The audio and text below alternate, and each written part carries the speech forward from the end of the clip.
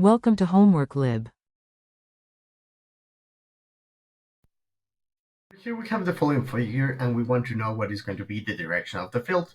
So first of all, remember that whenever we want to know the direction of the field at a certain point, it is going to be determined as if we were to point a positive charge over here.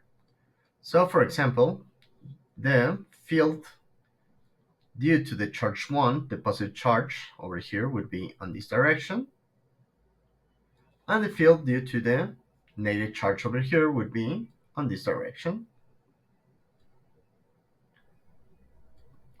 So the overall field would be, since the components are going to be equal, it would be pointing downwards as this.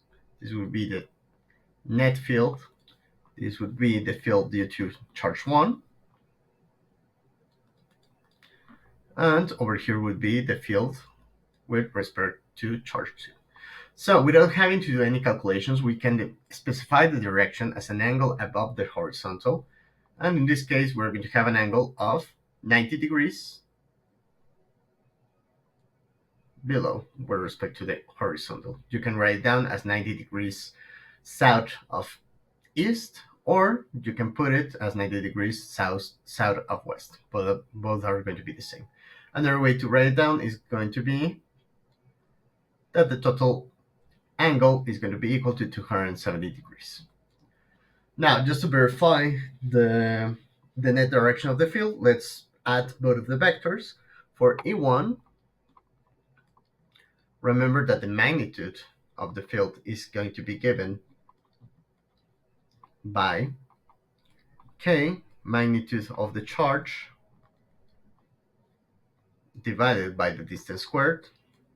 The distance squared in this case is going to be equal to the value over here.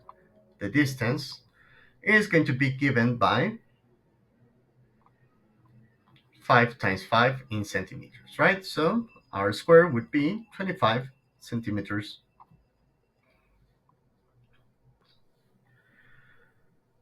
So over here, what we're going to get is that the distance is going to be given by square root of 2 times 5, or r squared is equal to 50 centimeters squared. So replacing the value for the magnitude of the electric field 1, we're going to get k times the magnitude of the charge times r squared, and we're going to have 8.99 times 10 to the 9 times 1 times 10 to the minus 9 coulomb, because this is equal to 1 nanocoulomb, divided by 50 centimeters squared, and we need to take into account the conversion factor from centimeters to meters, and we take the squared over here. So the magnitude is going to be 35.96 Newton per coulomb. Now, to determine what is going to be each of the components, we're going to get that this angle is 45 degrees, so we can get the component of E1 on X, which will be equal to cosine of 45 degrees times E1. So magnitude of E1 times cosine of 45 degrees. On the other hand, for E1 on the y direction, we know that this is going to be negative, so it's going to be minus magnitude of E1 times sine of 45 degrees. Now, if we do the calculations, the same thing, but for, let me just add the unit vector I and J, just to put everything together. If we do the calculations for the second charge, we're going to find that the magnitude of E2, it is going to be exactly the same, 35.96 Newton per coulomb. But now, if we look at the drawing, the angle over here is going to be the same, 45 degrees. We know this because the distances on the x and y axis are going to be exactly the same.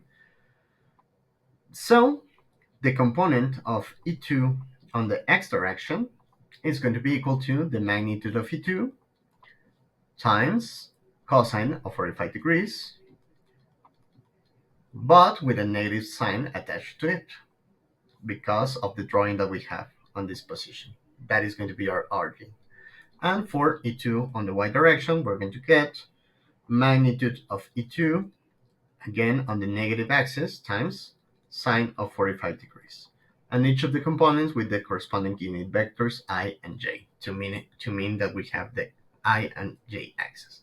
So when we sum to get the net field, this is going to be equal to E1 plus E2. And what we're going to do is sum each of the components. So this is going to be E1 on x plus E2 on x. This is going to be on the I direction plus E2 on y plus E1 on y on the j direction.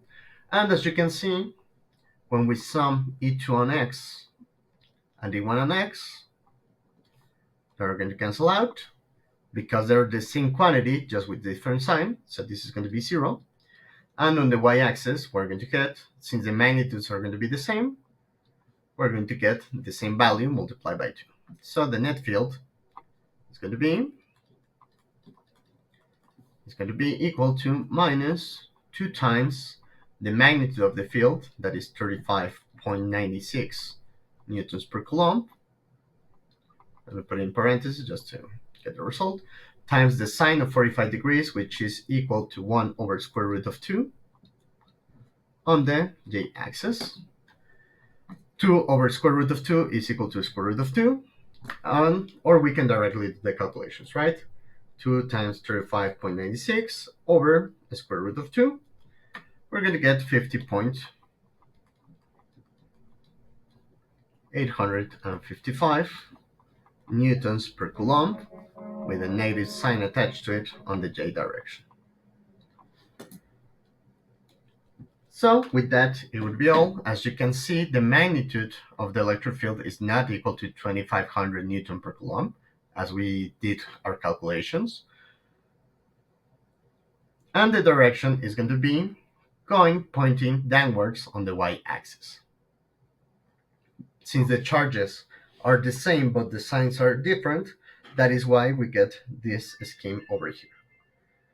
So that would be all. The angle that you want to refer to is going to be either minus 90 degrees Celsius or minus 90 degrees or plus 270 degrees with respect to the x-axis.